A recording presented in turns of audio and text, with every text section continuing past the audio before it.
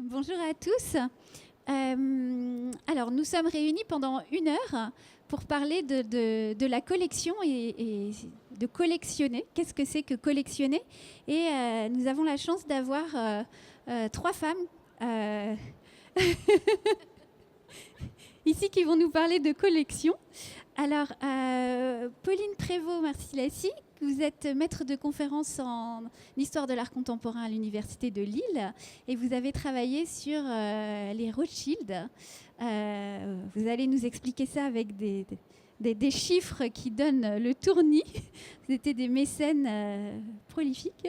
Et ensuite, nous donnerons la parole à Sylvette Gaudichon, qui est conservateur dans ce magnifique musée à la piscine à Roubaix et qui donc est chef des collections, une collection qui est assez particulière, qui mêle art majeur et art mineur. Et puis, nous entendrons Delphine Goater, qui est collectionneuse d'art contemporain et de céramique. Alors, nous allons commencer par vous, Pauline, et vous allez nous parler... Rapidement, je ne sais pas si c'est possible, l'exercice est quand même assez acrobatique, des Rothschild. Merci beaucoup, Chloé, pour cette présentation. Et je tiens... Ah, on m'entend pas. Et je tiens d'abord vivement à remercier Yannick Thiriou qui m'a convié donc à partager donc cette table ronde et à évoquer donc quelques aspects des collections Rothschild. Donc, évoquer les collections Rothschild en 15 minutes, c'est une véritable gageure, vous allez voir, mais peut-être je vais essayer de souligner quelques aspects qui m'ont intéressée dans mon travail. C'est un sujet, en effet, sur lequel je travaille depuis un certain temps, et je commencerai juste par une phrase de Bertrand Gilles, qui est le premier biographe de la famille Rothschild et qui écrit en 1960 « L'histoire des Rothschild, pour qui veut l'étudier, est un univers sans limite ». Et finalement, cette phrase, vous allez le voir, a gardé toute son actualité, tant ils ont été au cœur, finalement, des affaires, des activités politiques, économiques, artistiques, bien sûr, du 19e, du 20e et du début du 21e. Leurs collections sont immenses, hein, on va le voir.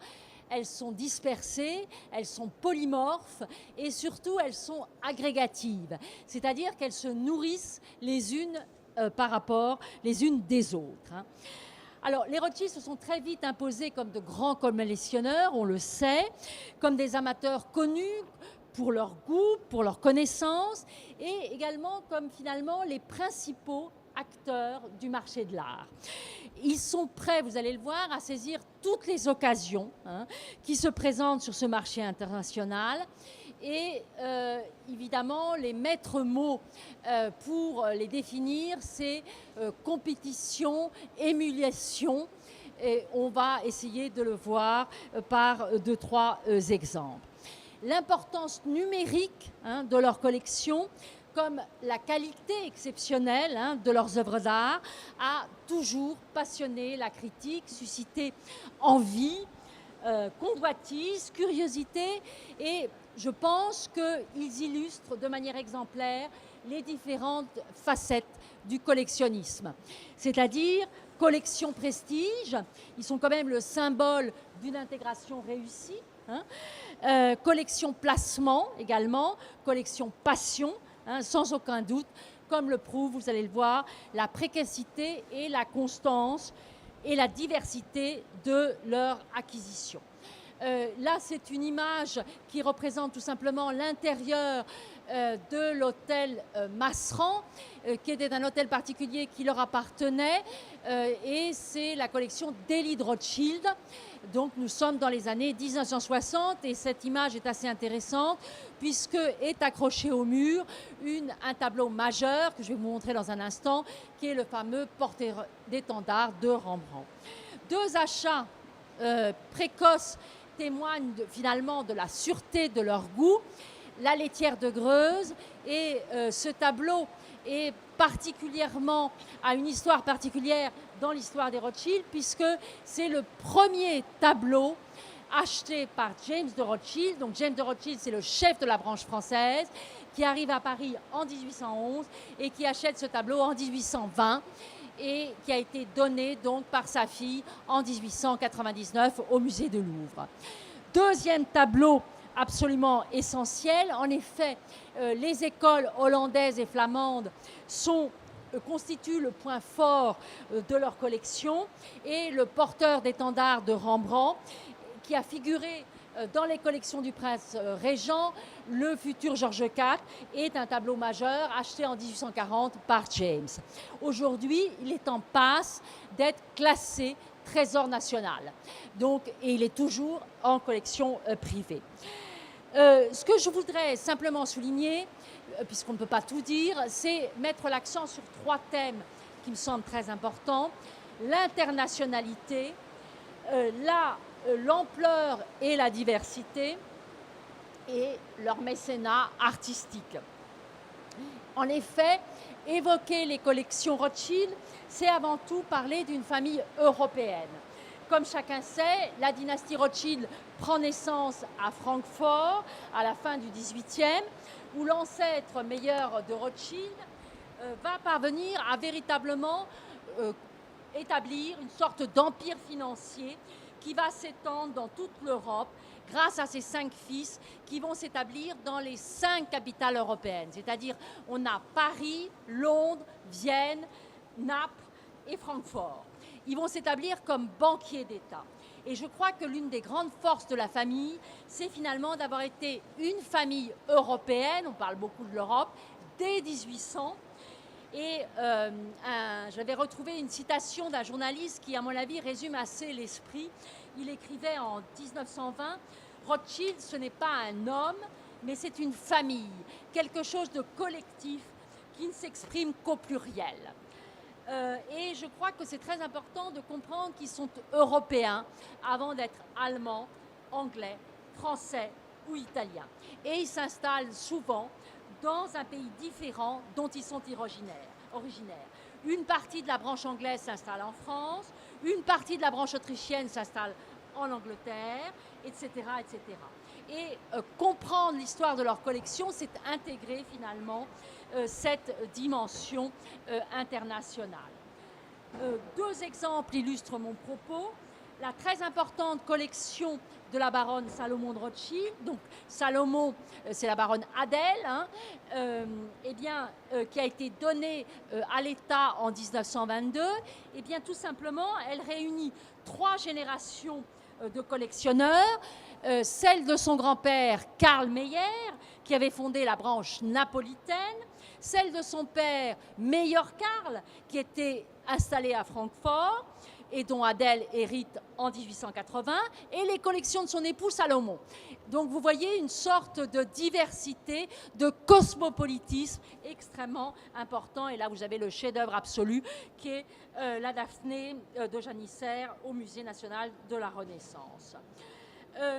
Évoquer leur collection, c'est intégrer cette histoire croisée internationale, puisque l'aspect le plus marquant, c'est la quête d'objets d'art auquel participe toute la famille. C'est une véritable chasse à l'œuvre d'art à travers toute l'Europe. Les collections sont achetées parfois en bloc et partagées entre différents membres. Au contraire, tel membre demande à son cousin, à son neveu, de lui acheter un tableau, une sculpture, un objet d'art, mais simplement s'il est de qualité exceptionnelle. Et là, on touche un élément très important, c'est le côté exceptionnel de ces collections. Un exemple bien connu, c'est la fameuse collection Van Loon. Vous avez tous entendu parler, évidemment, de ces 2 fabuleux portraits. Peut-être ce que vous ne savez moins, c'est que ces 2 tableaux faisaient partie de cette collection hollandaise, que cette collection, elle a été achetée en bloc par 3 membres de la branche française, Alphonse, Edmond, Gustave, un membre de la branche autrichienne, Ferdinand, mais qui est en Angleterre, et Lionel de Rothschild qui fait partie de la branche anglaise. Donc vraiment, on a là une belle image de ce cosmopolitisme européen.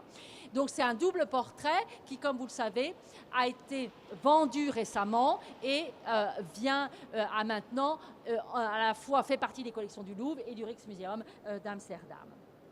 Autre exemple très aussi connu, c'est la décoration de cuir doré qui représentait le triomphe de Mardochée, attribué à Ferdinand Boll, et qui illustre, à mon avis, cette rivalité. Hein.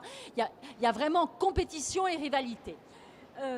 En fait, ces cuirs dorés, vous voyez, qui ont été placés au château de Farrières, dans le salon des familles, à l'arrière de ces deux cheminées, eh bien, avaient été repérés par Anselme Salomon. Anselme Salomon, c'est la branche autrichienne, donc installée à Vienne.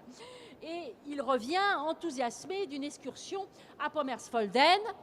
Il en parle à son oncle James de Rothschild, bien mal lui en prie, puisqu'il raconte quelques années plus tard, dans une lettre assez piquante, le baron James, dit-il, ne bougea pas un muscle, ne dit mot, mais le jour suivant, prit la poste, acheta les tentures pour le château de Ferrières.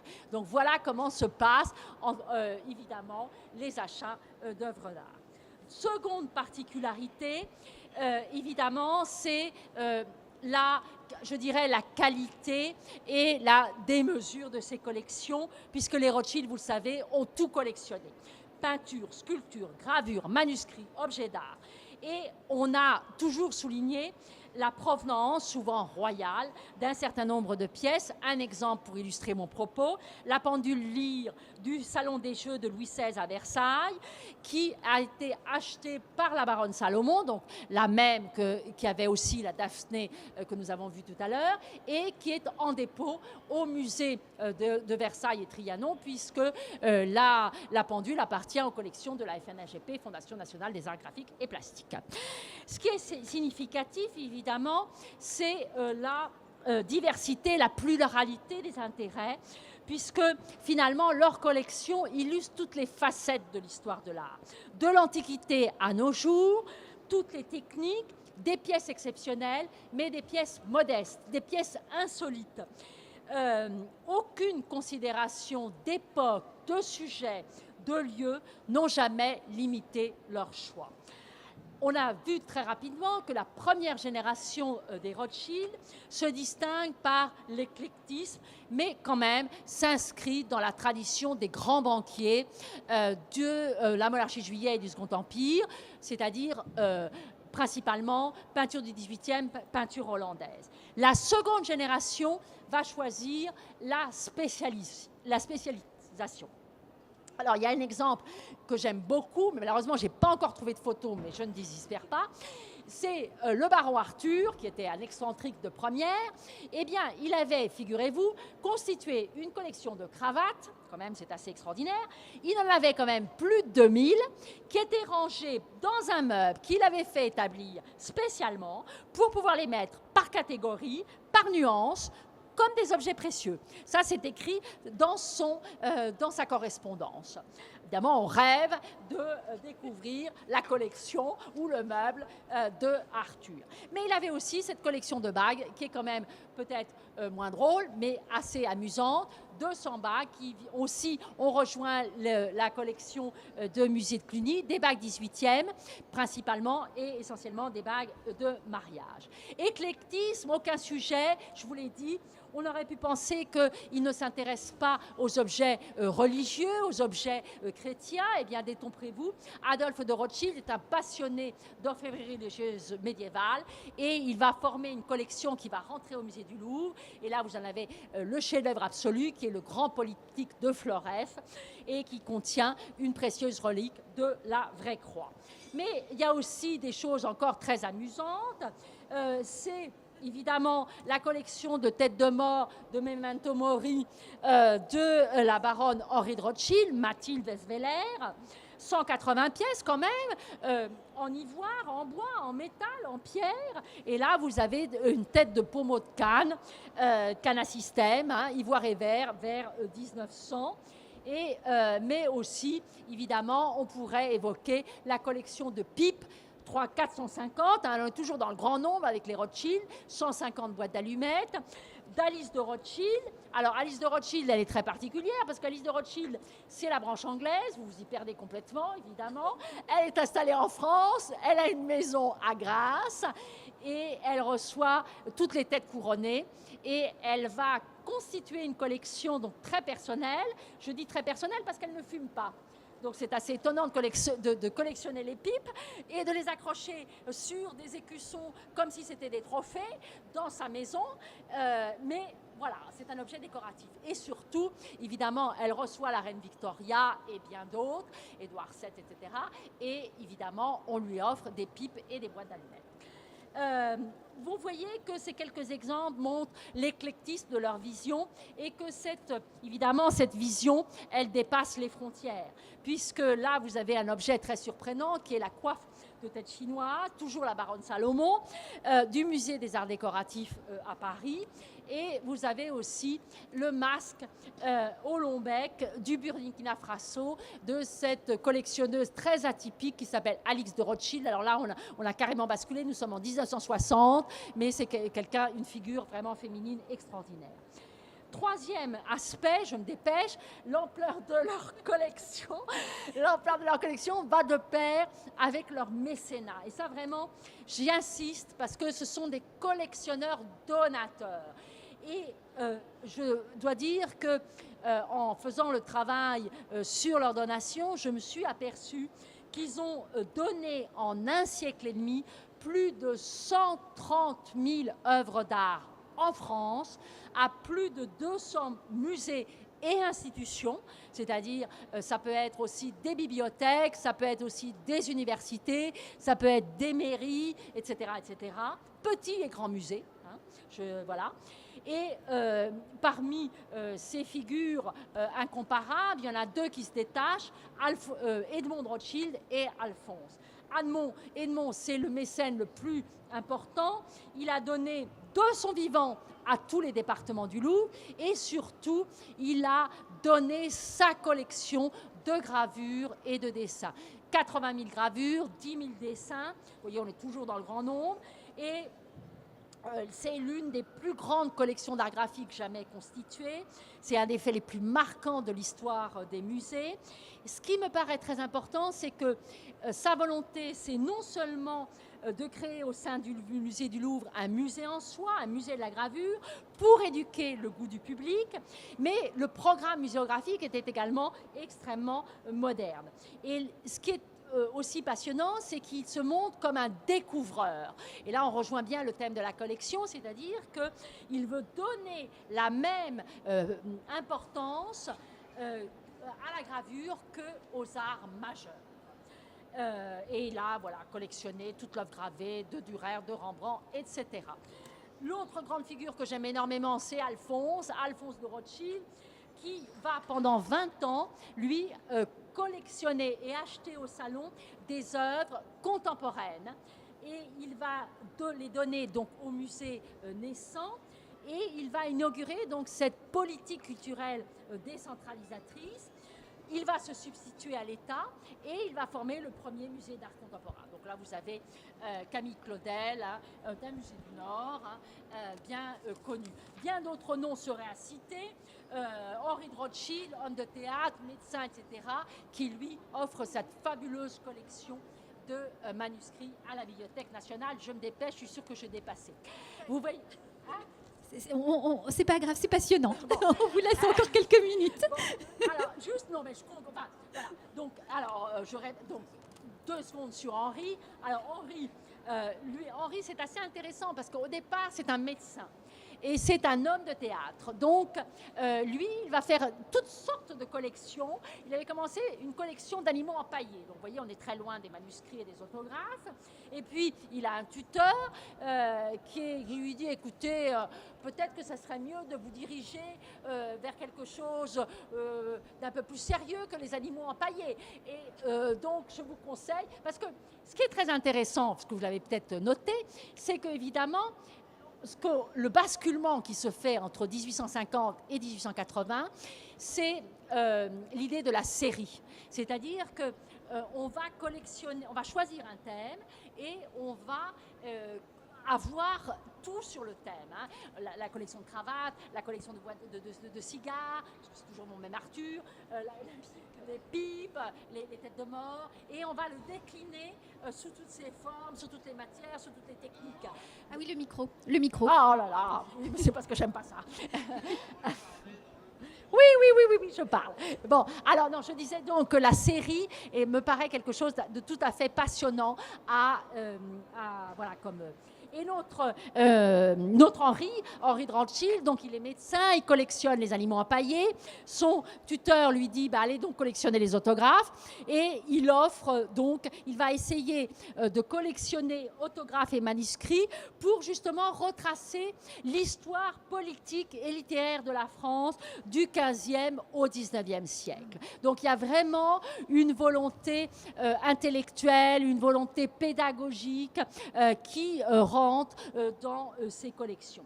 Et à la même institution, en 1947, il va faire entrer à la Bibliothèque nationale la collection de son père, James Edward, qui est, juste pour vous le situer, c'est l'émule du duc d'Aumale. Et on a donc des manuscrits absolument extraordinaires comme les heures du duc de Berry, le bréviaire de Martin d'Aragon, etc., qui évidemment ont une place de choix. Là aussi, hein, c'est 10 000 livres reliés, hein, et c'est un nombre très important, hein, de manuscrits, de costumes de fête, de dessins. Donc c'est vraiment, on est toujours dans la pluralité. Alors, juste pour conclure, donner peut-être 2-3 pistes, ce que je voudrais souligner, c'est que la particularité des collections Rothschild, c'est que c'est à la fois un univers masculin et féminin. C'est-à-dire que, évidemment, au 19e, on a plutôt des hommes qui collectionnent, mais vous voyez que là, ont émergé quelques figures féminines très intéressantes. La fameuse baronne Salomon, dont je vous conseille d'aller voir le cabinet de curiosité rue Berrier, qui est enfin ouvert au public, ça vous donnera un petit aperçu. La baronne Alice, avec sa collection de pipes. Alix, qui, elle, se passionne pour les arts et traditions populaires, qui se passionne pour les artistes contemporains et qui se passionne aussi pour l'Afrique, hein, puisqu'elle donne les masques africains. Et puis, juste un dernier petit clin d'œil, parce que ça, c'est aussi, ça vous fait voyager, c'est la fameuse baronne Efroussi de Rothschild, là aussi c'est quelque chose que vous pouvez voir, qui va léguer en 1934 la fameuse villa et qui est un peu... qui rassemble 4 collections, hein, qu'elle a formées et qui étaient dans son hôtel particulier, dans ses villas à Monaco et à Saint-Jean-Cap-Ferrat. Donc là aussi, un lieu qui est ouvert au public. Alors, je peux parler des heures et des heures sur les collections Rothschild, hein, voilà. Mais je vais m'arrêter. Ce que je veux simplement, peut-être une dernière phrase, c'est qu'ils ont été de très grands collectionneurs, de très grands mécènes, et qu'ils ont servi de modèle et de catalyseur pour de nombreux collectionneurs donateurs. Merci. Merci infiniment.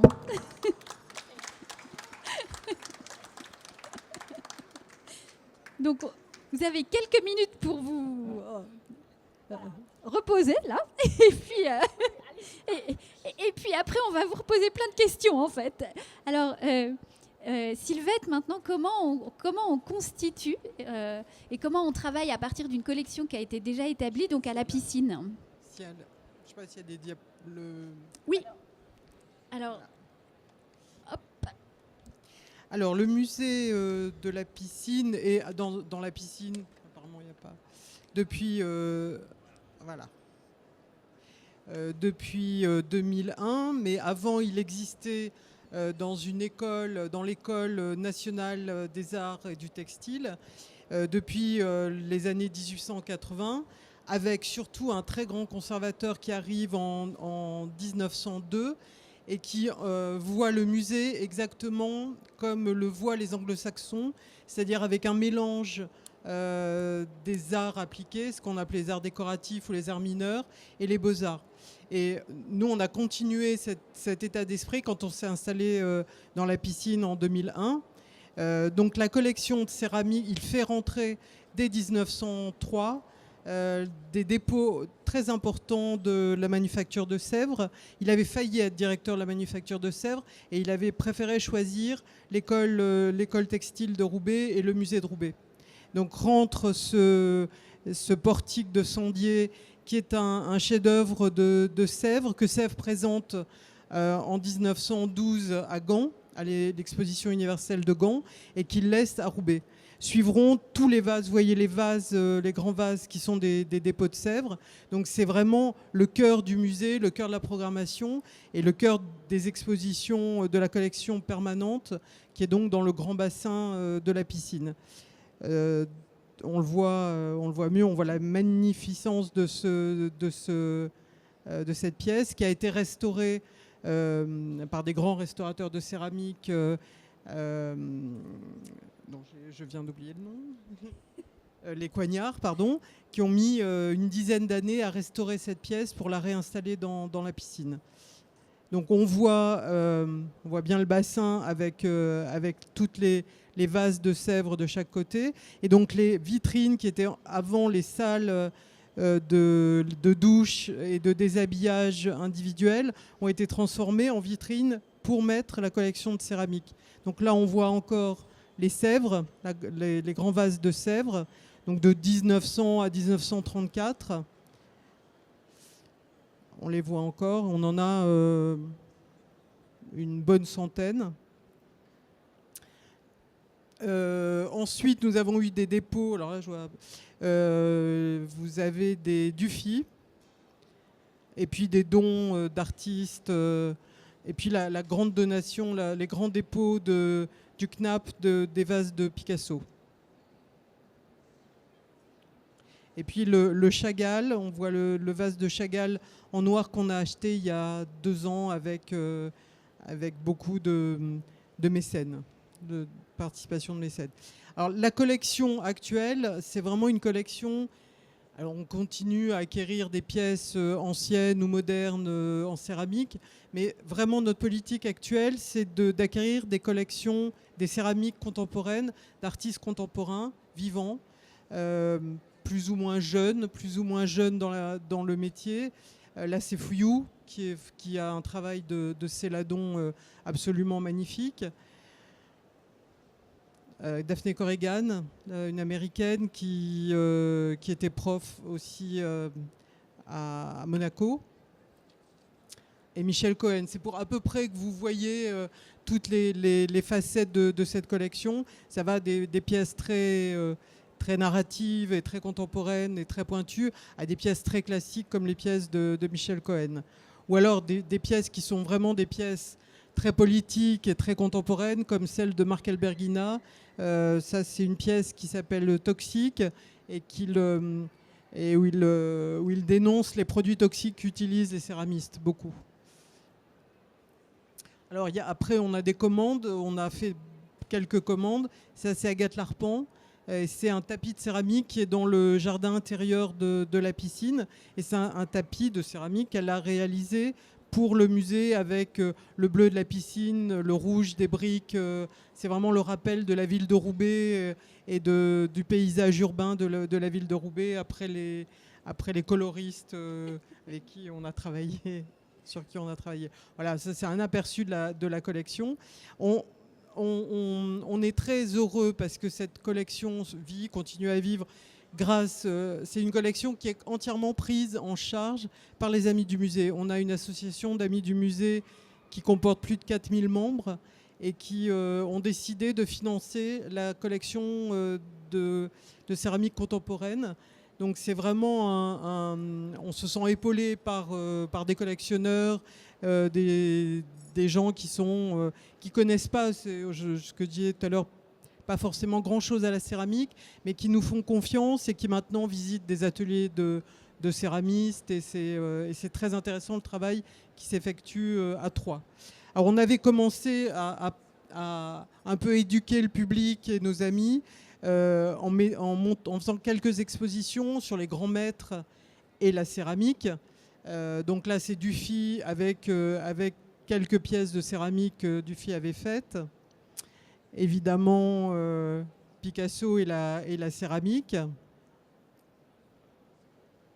Et puis, on fait aussi des expositions de céramistes contemporains. Donc là, c'est vraiment, je vous ai mis quelques photos. Martine Damas, Gisèle Buteau-Garçon, vraiment les très grands. Ça, c'est Thibaut Chaguet. Christine McCurdy, qu'on avait fait avec Sèvres. Ça, c'est l'exposition sur le groupe de Bloomsbury, donc ces artistes et intellectuels anglais du début du XXe siècle, qui avaient créé un atelier qui s'appelait Omega Workshop, où ils faisaient travailler des artistes contemporains sur du textile, du bois, des meubles, des plans de maison, et aussi évidemment de la céramique. Et ça, c'est la dernière expo qu'on a faite sur un artiste contemporain qui utilise la céramique. C'était pour la réouverture du musée, puisque le musée a été fermé 6 ans pour travaux, pour agrandissement. Et c'est Hervé Di Rosa.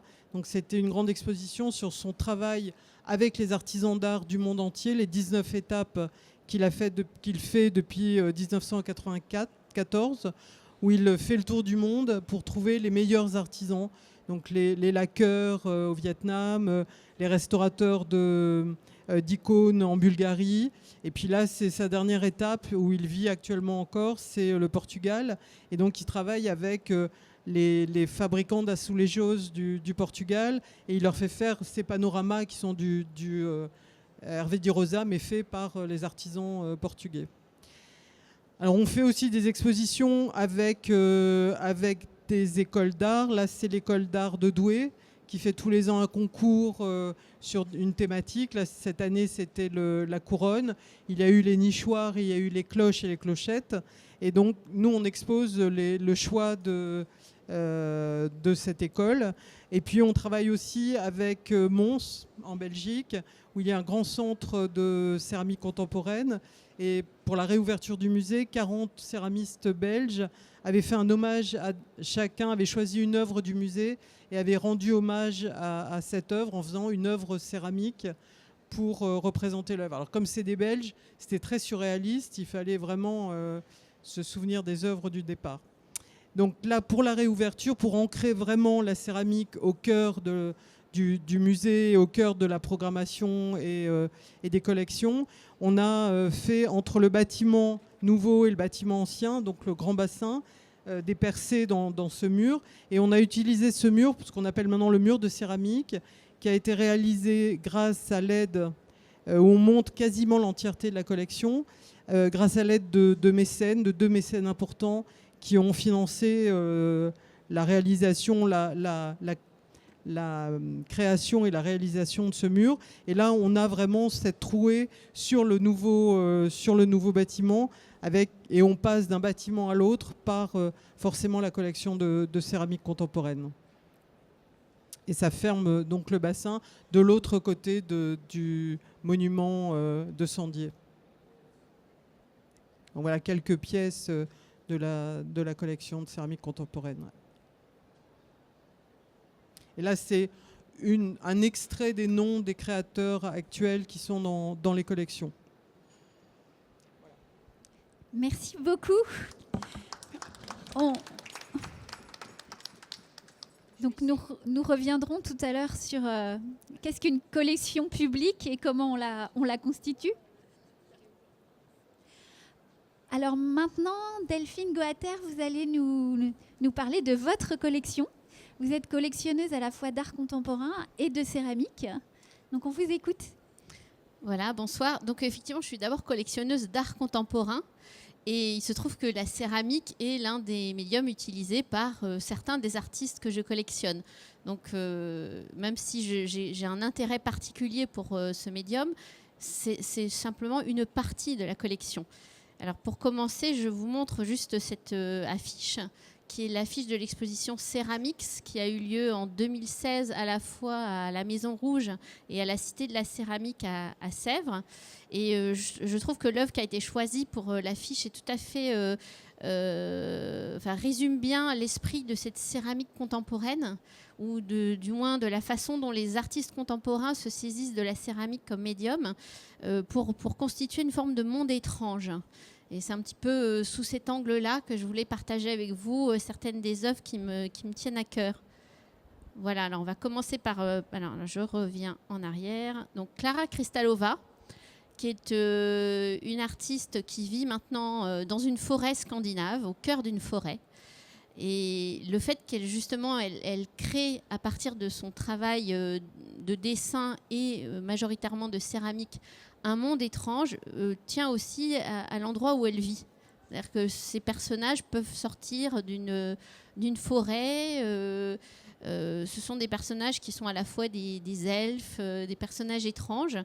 Donc cette pièce est emblématique un peu du travail que fait Klara Kristalova. Ce sont des visages un peu délavés avec des larmes. Des traces de larmes en tout cas. Donc c'est vraiment une conteuse. Elle utilise vraiment son travail pour raconter des histoires.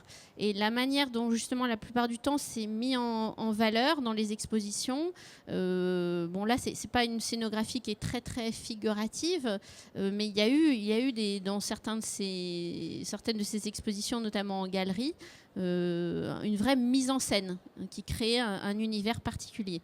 Donc là, on voit des personnages un peu particuliers, des mi-hommes, mi-bêtes, toujours des petites figures féminines, en fait, un peu pleureuses, et des animaux qui sortent des contes. Voilà, donc j'aime beaucoup cette artiste, Klara Kristalova.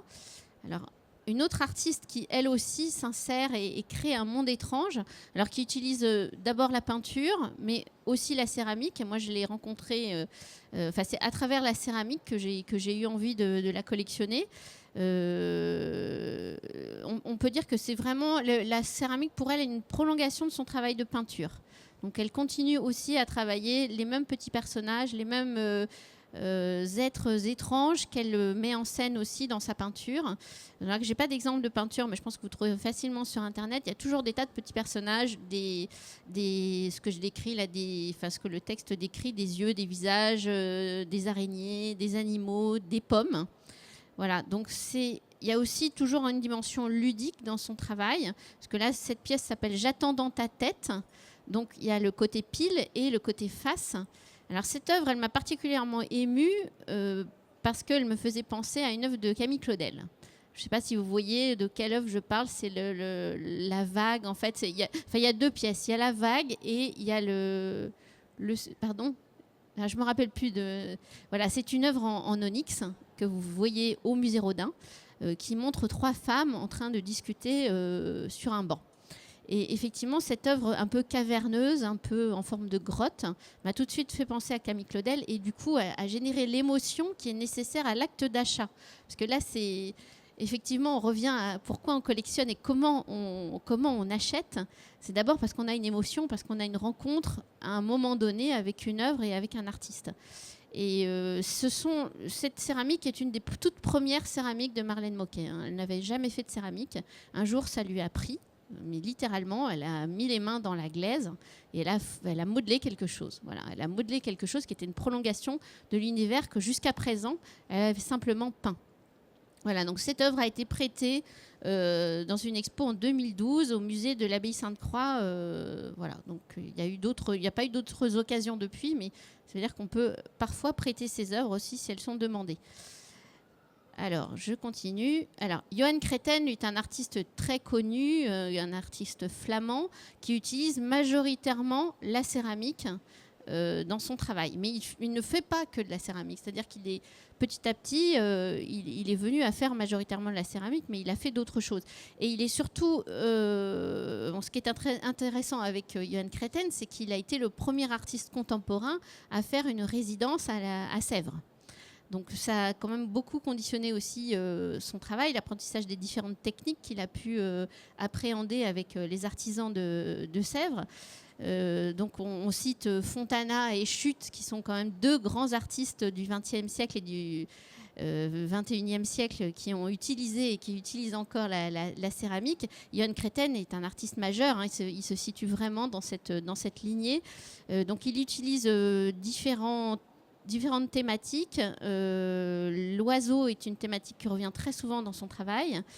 Donc cette pièce s'appelle Oiseau Guantanamo. Alors ce qui est très très remarquable dans son travail, c'est qu'il utilise des émaux, enfin le travail de l'émail et des couleurs. Donc là, malheureusement, j'ai pas pensé à faire la photo parce qu'il y a aussi un vis et un versa. C'est-à-dire que l'arrière de cet oiseau est en turquoise, en bleu turquoise. Turquoise remarquable. J'ai pas pensé à le photographier de ce sens-là. Voilà. Alors là, vous avez un autre exemple de son travail. C'est un extrait de sa dernière exposition à la Galerie Perrotin à Paris.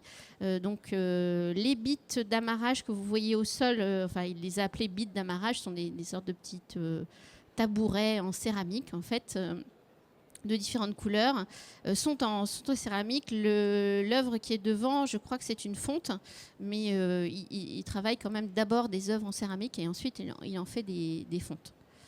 Donc, je vous encourage à voir son travail. Il était représenté dans la fameuse exposition Céramique, où il y avait pratiquement tous ces artistes aussi qui étaient présents.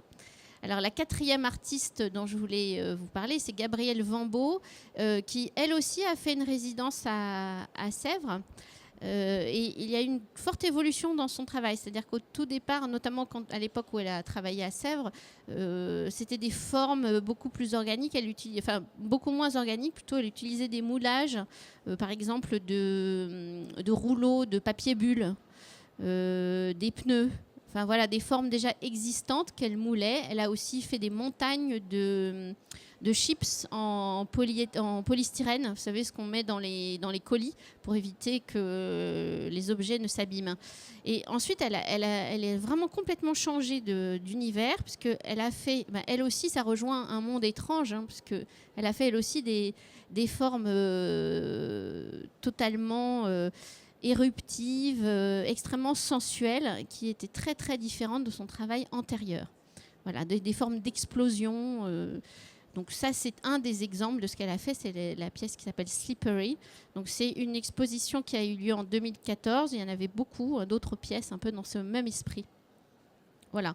Donc c'est vraiment 4 artistes parmi d'autres, hein. On peut citer aussi Elsa Sahal, qui est une grande artiste française qui utilise aussi et principalement la céramique, après avoir travaillé le dessin et d'autres médiums. Didier Trenet, qui a utilisé la céramique à un moment donné. Françoise Petrovitch, qui a aussi un certain nombre d'œuvres en céramique, en dehors de son travail d'aquarelle et aujourd'hui de fonte, voilà, de sculpture en fonte. Donc voilà, il y a un certain nombre d'artistes français ou étrangers qui utilisent la céramique très régulièrement dans leur travail, qui pour certains, pour lesquels certains, ça devient le médium unique, mais c'est pas exclusif. Voilà. Je pense que... Après, on peut peut-être dialoguer s'il y a d'autres choses que vous souhaitez savoir. Alors oui, moi j'ai envie déjà de vous remercier et de vous poser plein de questions.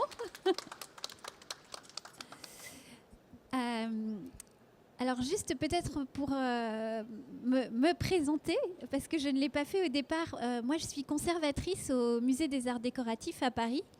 Donc j'alimente en quelque sorte une collection qui existe déjà depuis près de 150 ans. Et ce qui m'intéresse, c'est de savoir comment un collectionneur particulier comme vous va constituer sa collection. Est-ce que c'est une vision déjà très claire que vous avez dans votre esprit quand vous allez commencer à collectionner, ou est-ce que c'est un work in progress qui vous emmène vers de nouveaux rivages à chaque fois que vous allez acquérir une pièce, elle va vous emmener vers un nouveau monde étrange, ou est-ce que est-ce que c'est quelque chose qui est déjà très, très construit au départ, hein?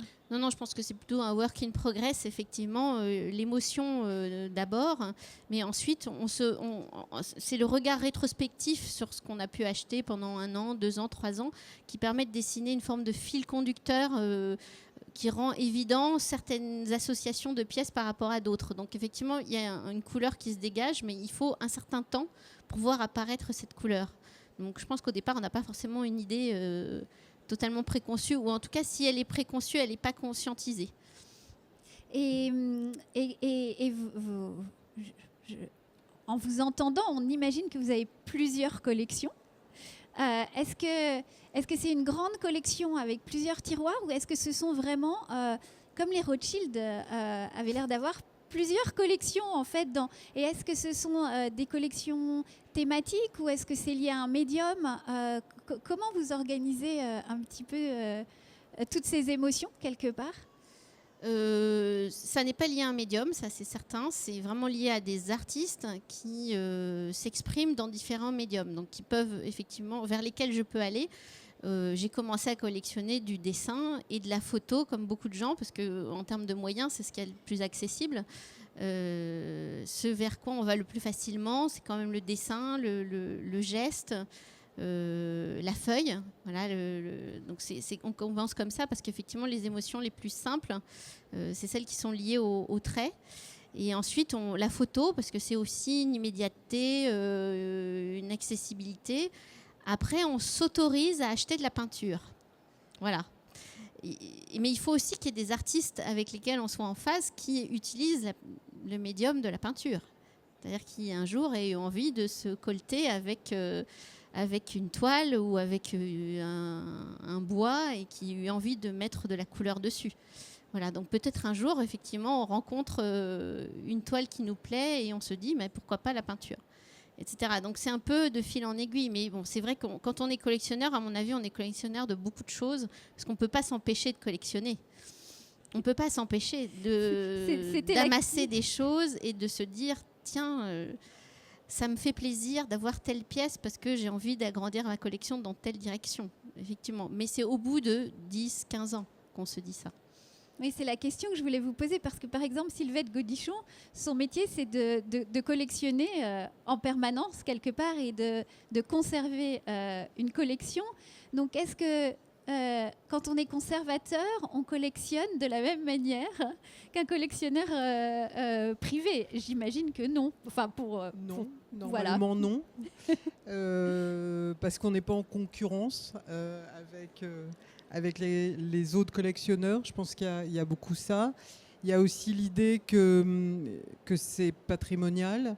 Ça, c'est quand même toujours dans un coin de notre tête. Qu'il y a des choses qu'on achète qui nous, comme on dit régulièrement, on ne le mettrait pas chez nous. Voilà, mais qu'on pense important à mettre dans une collection publique. On a une autre... D'ailleurs, moi, je connais peu de conservateurs qui collectionnent. Oui, c'est très juste. Il y en a quelques-uns. Oui, on en connaît quelques-uns, oui, mais dans des disciplines qui sont plutôt des arts accessibles financièrement. Mais moi, je connais assez peu mais par exemple, là, on a 2 propositions. Ce qui va être aussi le futur agrandissement du musée, on espère, parce qu'il y a encore un peu de terrain autour. 2 grands collectionneurs de céramique qui veulent donner toute leur collection. Parce que pour des collectionneurs, je pense que la collection, c'est leur œuvre. Et c'est important qu'elle soit... l'un comme l'autre, ils pourraient vendre les pièces séparément. Et ça serait pas d'un grand intérêt. Et je pense que ce qu'ils veulent, c'est la garder vraiment dans l'entièreté de ces collections. Il y a des pièces qu'ils n'achèteraient plus maintenant, mais c'est toute une œuvre. Et je pense que c'est l'œuvre d'une vie. Et donc ces 2 collectionneurs veulent donner au musée. Là, on ne peut les accepter que si on peut les présenter de façon correcte et qualitative. Mais on n'achète pas comme un collectionneur, certainement pas. Mais oui, allez-y, bien sûr. Pour rebondir sur votre collection, enfin sur votre passion de collectionneuse, est-ce que vous vous êtes séparée de certaines œuvres? Est-ce que vous avez vendu certaines œuvres? Est-ce que vous avez échangé certaines œuvres? Ça, c'était ma première question. Et ma seconde question, est-ce que vous achetez seul ou est-ce que vous êtes conseillé? Est-ce que vous faites partie d'un collectif? Est-ce qu'on vous guide dans vos achats? Voilà, parce que je trouve que la pratique de la collection, en fait, c'est ce qu'il y a de plus passionnant. Alors là où je vous rejoins, c'est que c'est une passion, effectivement, ça je suis tout à fait d'accord. Non, je ne me suis jamais séparée d'une œuvre pour l'instant. Il y a effectivement une ou deux œuvres qui me semblent moins pertinentes dans la collection, dont je pourrais éventuellement me séparer, mais l'occasion ne s'est pas présentée. Ou du moins, je n'en ai pas eu la nécessité, donc il n'y a pas de raison de le faire pour l'instant. Et non, j'achète seule avec mon mari. On est tous les deux passionnés, donc, mais on peut acheter parfois l'un sans l'autre ou l'un avec l'autre. Et nous ne sommes pas conseillés. Voilà. Et est-ce que, parce que je vois que vous participez à des expositions, donc c'est une collection que vous ouvrez en fait au public par le biais de prêts ou... Régulièrement, il peut arriver qu'on nous demande de prêter une pièce effectivement pour une exposition, mais ça n'est pas extrêmement fréquent. Parfois, il existe d'autres œuvres disponibles de manière plus aisée, en fait. Donc, le recours aux collectionneurs privés vient dans un second temps. Enfin, en tout cas, on ne nous a pas demandé extrêmement souvent encore de prêt, mais on prête systématiquement. Enfin, si on nous demande, on le fait immédiatement. Il n'y a aucune difficulté de notre part à prêter. Au contraire, on souhaiterait que les œuvres soient davantage vues. Parce qu'effectivement, quand on met une œuvre chez soi, on a envie de la partager avec beaucoup plus de monde. Oui, et c'est toute la question de la collection privée et de la collection publique. Alors, dans les musées, on a des collections publiques, mais on ne peut pas toutes les exposer non plus. Et on fait souvent appel à des collectionneurs privés. Et je trouve que cet aller-retour entre le public et le privé est passionnant, parce qu'on ne peut pas réaliser des expositions sans vous, en fait, sans le collectionneur qui va avoir donné ou vendu sa collection dans les collections publiques, et le collectionneur qui prête. Je vois par exemple pour l'exposition Eileen Gray, on n'aurait jamais pu faire une exposition Eileen Gray au Centre Pompidou sans avoir tous ces collectionneurs passionnés qui nous ont suivis. Et je pense que le modèle anglo-saxon est beaucoup plus réactif à ce genre d'échange. Je dirais que le modèle français qui s'y met doucement. Et je pense que ce serait intéressant de trouver ces passerelles. Alors, les Rothschild l'avaient assez bien trouvé, peut-être, parce qu'ils ont déposé dans beaucoup de musées. Alors, je ne sais pas s'ils prêtaient pour des collections. Comment ça se passait, en fait? Les Rothschild ont toujours... Enfin, c'est-à-dire que ça dépend à quelle époque. Quand on parle des Rothschild, c'est vrai qu'il y a plusieurs générations. En fait, il y a la première... Bon, ce qu'il faut peut-être dire de manière très générale, c'est que, contrairement peut-être à d'autres collectionneurs au 19e, et là je ne me situe vraiment pas dans l'ultra-contemporain, c'est que les Rothschild, en tout cas pendant tout le 19e, jusqu'après-guerre, n'ont pratiquement jamais vendu leurs œuvres. Donc ça, c'est le premier point. Donc il n'y a pas ce côté spéculation, etc. Deuxième point, c'est que la collection, elle a été assez gardée secrète, je dirais, durant toute la première moitié du 19e. C'est-à-dire qu'elle était dans leur hôtel particulier, dans leur château, à Ferrières, à Boulogne, etc. Et finalement, elle était accessible à un cercle assez restreint de connaissances. Et on voit vraiment une sorte de basculement après 1870 où justement ils se mettent à prêter énormément d'œuvres, à tel point que dans certaines expositions, il y a des salles Rothschild, par exemple l'exposition des Alsaciens en 1872, 73, je ne sais plus, il y a une salle Rothschild. Ça veut dire qu'on a un nombre considérable, hein, qui peut être de 300, 400 œuvres, hein, comme on a la salle du Duc d'Aumale, de ces grands collectionneurs, ou la salle de Lord Hertford, hein, qui vont voilà, exposer. J'ai trouvé juste une mention qui était très intéressante de justement Adolphe de Rothschild, qui dans les années 1880 ouvre son hôtel particulier au public pour voir ses collections. Mais c'est rarissime, parce que sinon personne n'allait chez les Rothschild, hein. Voilà. Et puis toujours à partir de 1870, il y a progressivement cette idée d'enrichir les musées. Et la chance, finalement, c'est Alphonse de Rothschild, qui est ce personnage, le fils de James, qui est très emblématique, qui a vraiment une volonté d'éduquer le goût du public, de faire une sorte de contre-pouvoir par rapport à l'État. Grosso modo, il dit que ce que l'État achète à ce moment-là, c'est pas terrible, mais voilà. Alors, c'est plus ou moins bien, mais parfois, enfin, je veux dire, il a acheté des choses formidables, comme par exemple, il est le premier mécène de Camille Claudel, puisqu'on parle de Camille Claudel, et finalement, les musées de province, enfin, les musées de région, pardon, ont 15 musées de région ont des œuvres de Camille Claudel grâce à Alphonse de Rothschild. Alors moi, j'avais une question pour... Voilà, oui, pour Sylvie. Et je pense que le public aussi, parce que il nous reste très peu de temps. Mais une dernière question pour Sylvie. C'est l'histoire des commandes que je trouve absolument passionnant. Vous avez dit que vous avez passé donc commande alors j'ai pas retenu l'artiste. Voilà. Oui, Agathe Larpon, le tapis de céramique. La tapis de céramique, est-ce que c'est quelque chose qui est nouveau, que vous avez dans le musée de la piscine, que vous allez continuer Alors, dans ce domaine-là, on va continuer, certainement. Dans l'entrée, je n'ai pas montré, mais dans l'entrée, le jardin d'entrée du musée, il y a des énormes cailloux qui sont faits par des créateurs qui s'appellent les Bottagisio, et qui étaient céramistes il y a très longtemps et qui maintenant travaillent le béton. Donc là, c'est une commande qu'on leur avait fait aussi pour le jardin intérieur. Et on a d'autres projets avec d'autres artistes. Oui. Très intéressant ce rapport à la commission. Oui. Et ce qui est pas très courant en fait, la commande, parce qu'il faut la financer déjà.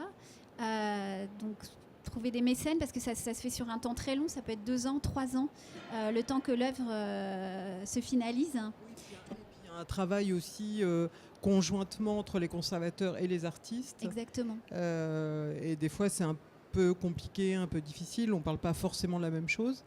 Mais c'est un travail qui est passionnant, en tout cas avec Agathe et avec les Bottas, c'était vraiment très très bien passé. Alors je crois que nous allons vous passer la parole, mais peut-être avant juste remercier Yannick Thiroux qui a choisi ce magnifique sujet. On aurait aimé avoir toute la soirée pour continuer à dialoguer sur ce sujet collection publique et collection privée qui est vraiment important, je pense, aussi bien d'un point de vue du collectionneur que du point de vue de la collection publique et des musées français. Donc je ne sais pas si quelqu'un dans le public a des questions.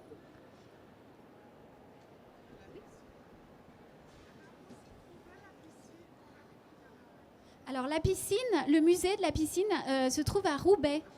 Voilà, et je vous encourage à aller voir ce musée qui est juste une pépite. C'est un lieu merveilleux. Bonjour, donc vous avez commencé à y répondre, mais je voulais savoir par quel type de réseau vous achetez. Est-ce que c'est des salons comme là ou des galeries ou autres? Et aussi bien dans la sphère privée que dans la sphère publique. Voilà, merci. Je commence. Alors, dans la sphère privée, moi, j'achète essentiellement auprès des galeries. que je connais, dans lesquels je me rends régulièrement et où je suis un certain nombre d'artistes. Donc effectivement, je vais au vernissage ou au pré-vernissage des artistes que je suis. Et il y a également les rendez-vous que sont les foires d'art contemporain en France ou à l'étranger qui permettent de voir certaines œuvres, mais c'est quand même essentiellement en galerie qu'on a la vision la plus intéressante. Il se peut aussi que je sois invitée parfois dans des ateliers pour voir une œuvre en train de se faire, voilà, entre deux expositions en galerie. Alors, nous, on achète essentiellement à 95% en galerie, parce que pour nous, c'est vraiment nos partenaires. Ils font un travail extraordinaire, les galeristes. Malheureusement, de moins en moins présents. Il y a beaucoup de galeries qui ferment. Mais pour les musées, c'est vraiment des partenaires exceptionnels. C'est aussi des filtres, parce qu'on nous propose, il y a beaucoup d'artistes ou des gens qui pensent être artistes et qui viennent dans les musées proposer des choses. Donc, on a aussi cette barrière-là et ce filtre-là. Par exemple, là, on va rendre hommage à 2 galeries. Une qui vient de fermer, qui était importante, qui est la galerie Godard à Lille, qui depuis 81 montrait de la céramique, une des premières galeries à montrer de la céramique, qui vient de fermer. Et puis une autre qui continue toujours, et là on lui donne une carte blanche, qui est à Toussy, en Bourgogne, qui est la galerie de l'Ancienne Poste. Et donc c'est 2 femmes, encore des femmes, et c'est important. Je pense que les galeries, c'est très très important. Alors moi, l'expérience que j'ai eue au Centre Pompidou, en tout cas dans le domaine du design, sur la partie plus contemporaine, on travaillait essentiellement avec les designers, parfois avec des galeries aussi. Sur l'art déco, tout dépend de la période des années 20. Quand on va être sur le mobilier moderniste, on pourra travailler plus facilement, soit parfois même en vente aux enchères, où on peut préempter pour créer une collection, ou alors avec les familles aussi. On travaille avec les familles d'artistes, et aussi beaucoup avec les galeries, notamment pour la période art déco. Et sans le mécénat des galeries, on n'obtiendrait plus de pièces, parce que les budgets sont tels qu'on ne peut pas... au musée des arts décoratifs, on est une association privée, donc on vit de dons, de mécénat, donc de galeries et de collectionneurs. Et je pense que beaucoup de collections n'auraient jamais pu être de la qualité qu'elles sont sans les collectionneurs. Et on s'aperçoit à quel point les collectionneurs sont même des sauveurs d'œuvres, je trouve, parce qu'on peut... par exemple, là, on a trouvé dans le nord des États-Unis une œuvre orale d'Eileen Gray, et c'est grâce à un collectionneur qu'on a retrouvé ça. Donc, je pense que ce sont d'excellents chercheurs, découvreurs, aventuriers de l'art, et c'est un travail très complémentaire et qui nourrit complètement les musées aujourd'hui. Encore peut-être une question? Non, c'est fini. Ah. Merci beaucoup à vous, et merci beaucoup Jannick Thiroux. Merci énormément à toutes les 3, c'était passionnant. Donc,